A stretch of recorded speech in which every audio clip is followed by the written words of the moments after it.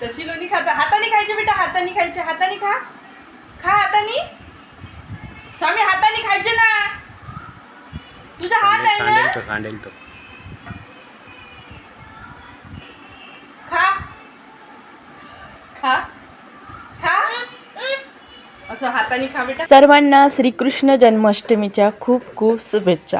आज मी संध्याकाळी स्वामीला मस्त कन्हैया तयार केली होती. तो तसा खूप मस्ती करत होता, अजिबात व्हिडिओ काढू देत नव्हता, फोटो काढू देत नव्हता. तरी पण असं थोडा बहुत काढली. मग नंतर संध्याकाळचं जेवण, इकडं मी कोकणात असते त्यामुळे कोकणामध्ये असं म्हणतात की कांदा न टाकता म्हणजे आपले हिरवे मुंगाची उसळ आणि थालीपीठ करायचं असतं असं सांगितलं. म्हणून मी आज हिरवे मूग मी काल जे बिजू टाकले होते ते व्यवस्थित अंकुर आले आणि ते मी त्यांची मी उसळ केली. आणि सोबतच आपलं थालीपीठाची भाजणी असते, ते थालीपीठाची भाजणीचं पाणी गरम करून व्यवस्थित त्याचं थालीपीठ तयार केली.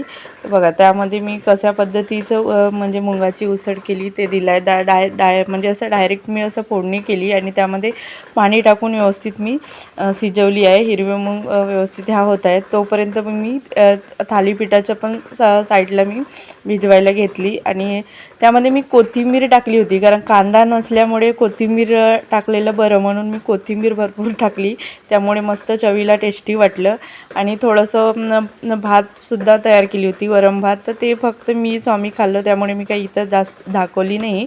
यामध्ये मी ताटामध्ये म्हणजे यांच्या ताटामध्ये हेच दिलं की थालीपीठ, आपली हिरवी मुंगाची उसळ आणि लोणी.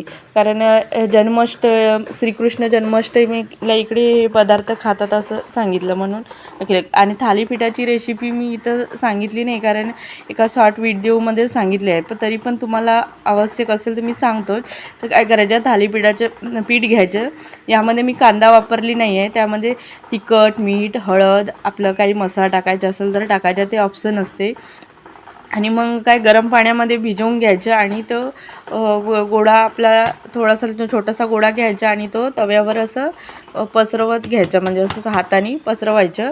नाहीतर मग काही कापडावर वगैरे पण पसरवतात आणि ते थालीपीठ तयार करतात. बघा माझा थालीपीठ तयार झालेला आहे. जर तुम्ही या चॅनलला नवीन असाल तर चॅनलला सबस्क्राईब करा आणि तुमच्या मित्रमैत्रिणीपर्यंत शेअर करा, कारण हा माझा चॅनल आहे तो नवीन आहे आणि तुमच्या सपोर्टशिवाय मला पुढे जाता येणार नाही.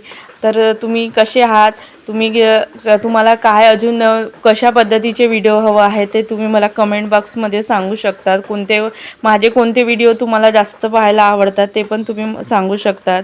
आणि जर काही तुमचे प्रश्न असतील तर ते पण कमेंट बॉक्समध्ये सांगू शकता. आणि स्वामीचे व्हिडिओ तुम्हाला कसे वाटतात ते पण मला कमेंट बॉक्समध्ये सांगा. मी आता नवीन आहे त्यामुळे असं प्रयत्न करत आहे काहीतरी नवीन चांगलं दाखवण्याचं. चांगलं कसं दाखवणार, घरातच असते त्यामुळे जास्तीत जास्त मी कुकिंगचे शेअर करू शकते. धन्यवाद. मस्त आनंदी राहा, अर्थपूर्ण जगा.